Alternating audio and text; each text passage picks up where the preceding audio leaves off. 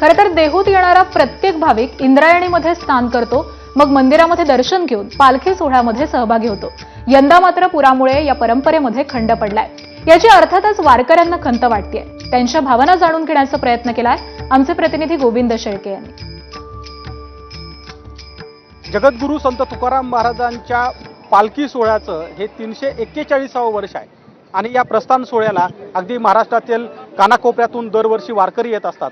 मात्र मागच्या 4 ते 5 दिवसापासून जो काही पाऊस या ठिकाणी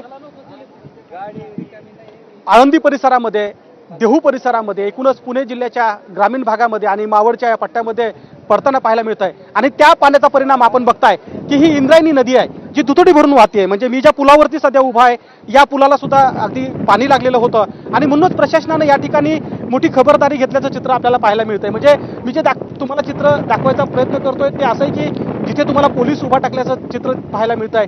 हा सगळा काठ दरवर्षी प्रस्थान सोहळ्याला येणाऱ्या वारकऱ्यांनी फुलून गेलेला असतो।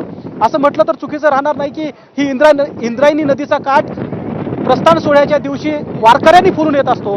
आता मात्र पाण्याने वेढा टाकलाय असं दृश्य सध्या पाहायला मिळत आहे। आणि जसं प्रशासनाने खबरदारी म्हणून मुख्यमंत्र्यांनी आवाहन केल्याप्रमाणे या ठिकाणी वारकऱ्यांनी येऊ नये। प्रस्थान सोहळा हा मोजक्या वारकऱ्यांसोबत, मानकऱ्यांसोबत साजरा होणार आहे आणि त्यामुळं प्रस्थान सोहळ्याच्या पार्श्वभूमीवरती या ठिकाणी जे काही वारकरी आलेत ते मोजके वारकरी आलेत। मात्र वारीमध्ये प्रथा तुटू दिली जात नाही। ऊन, वारा, पाऊस काही आला तरी वारीचे जी वेळ आहे, वारीची जी परंपरा आहे ती मात्र अबाधित असते। काही जुनी जाणती मंडळी माझ्यासोबत आहे ज्यांनी यापूर्वी कधी असा पाऊस बघितला होता जो मागच्या 4-5 दिवसापासून मावळ पट्ट्यात पडताना पाहायला मिळत आहे। बाबा, मला सांगा, असा पाऊस तुम्ही यापूर्वी कधी बघितला होता? पाऊस आधी लहानपणी बघितला होता, पण आता ह्या 5-25 वर्षात असा पाऊस बघितला नव्हता आणि अशी नदीला पूर आलेला नव्हता त्या टायमास। यायचं थोडं थोडं पाणी यायचं, काय पाणी आंघोळीला सोडायचे, पाणी जे कमी पडलं तर असं बी व्हायचं। पण ह्या वर्षी अगदी भरपूर इथं आळंदी परिसरात, देहू परिसरात भरपूर पाऊस झालेला आहे। नदी अगदी तुळून इंद्रावणी भरून चाललेली आहे। वारकरी जी काय नादी खायची पहिल्यापासून तो वारकरी आनंदात, अगदी त्याला वारीचाच आनंद वाटतो। परपंचाचा आता आनंद वाटत नाही, तरी परपंच सुटत नाही। परवा तुमच्यावरली माया काही तुटत नाही, तशी देवावर असंच प्रेम मरेपर्यंत राहावं। पण सध्या वारकऱ्यांना सांगण्यात आलं की त्यांनी पुण्यामधूनच सहभागी व्हावं, कारण प्रस्थान सोहळ्याला जे वारकरी येत असतात त्यांच्यासाठी प्रतिबंध घालण्यात आला आहे। कारण आपण बघताय की पाणी खूप मोठ्या प्रमाणात वाढलेलं आहे। पाणी जरी वाढलं तरी आमची परंपरा आम्हाला येऊच वाटतं। पुण्यापासून मोहरं जावं वाटत नाही, इथं येऊ वाटतं। ह्या स्टेशनला बस स्टॉप आहे आमचा वारकरी समाजाचाही, त्या बस स्टॉपला इथं येऊच वाटतं आम्हाला।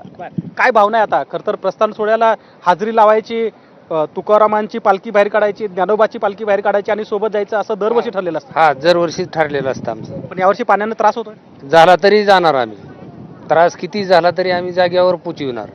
कुठून आलाय तुम्ही? इंदापूर। अच्छा, पण प्रशासनाने सांगितलं की शक्यतो बाहेरच्या वारकऱ्यांनी जास्त मध्ये येऊ नये, कारण पाणी खूप आहे, रस्त्यावरती पाणी सुद्धा पाहायला मिळते पिंपरी चिंचवड परिसरामध्ये। असलं तरी आम्ही देवाबरोबर काय देव ठेवीन तसंच जाणार आम्ही, त्याच्याबरोबरच संगतीन राहणार। अच्छा, प्रथा परंपरा मोडली जात नाही। पण मला सांगा की काय नेमकी भावना आहे आता? प्रस्थानाच्या वेळेस पंचक्रोशीतले लोक आलेले असतात। तुकारामांच्या या पालखी सोहळ्यामध्ये सहभागी जरी होता नाही आलं तरी प्रस्थान सोहळ्याला मात्र हाजरी दरवर्षी लावत असतात।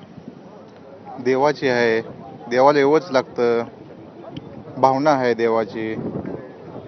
पण काही पावसामुळे काय अडचण येते का? पावसामुळे काय सुद्धा अडचण येत नाही, काय सुद्धा नाही। समध्या भाविकाला काय सुद्धा अडचण येणार नाही किती पाऊस आला तर।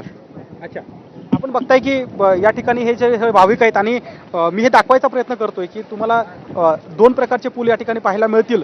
देहूला आल्यानंतर अगदी इंद्रायणी काठावरती हा मोठा पूल आणि जो जुना पूल होता त्याच्यावरती तर पोलिसांनी प्रतिबंध घालण्यात आलेला आहे, त्यावरती कुठल्याही वारकऱ्यांना सोडलं जात नाहीये। आणि आपण बघताय की अगदी पुलावरून पाणी काल वाहत होतं। म्हणजे इंद्रायणी नदी इतकी दुथडी भरून वाहतीये सध्या की हे पाणी लहान्या पुलावरनं वाहत होतं।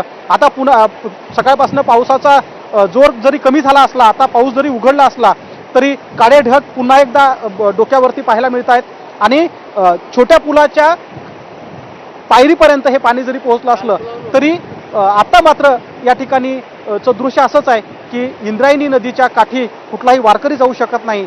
खरं तर प्रथा परंपरा अशी सांगते की देहू आळंदीमध्ये आल्यानंतर आधी इंद्रायणी काठी जायचं, त्या ठिकाणी स्नान करायचं आणि त्यानंतर तुकोबा ज्ञानोबाचं दर्शन घेऊनच पुढे आषाढी वारीमध्ये सहभागी व्हायचं. आता मात्र हा जो वारकऱ्याचा नियम आहे तो मात्र चुकताना पाहायला मिळत आहे. आणि अशी ही इंद्रायणी नदी, जी इंद्रायणी नदी एरवी वारकऱ्यांनी फुलून गेलेली असते, तीच इंद्रायणी नदीवरती आता मात्र पाण्याने वेढा टाकलाय आणि याच पाण्याच्या वेढ्यामुळे बरेच वारकरी हे पुण्यापर्यंत येऊन थांबलेलं चित्र आपल्याला पाहायला मिळत आहे. कॅमेरामन अक्षय सह गोविंद शेळके, एबीपी माझा, देहू.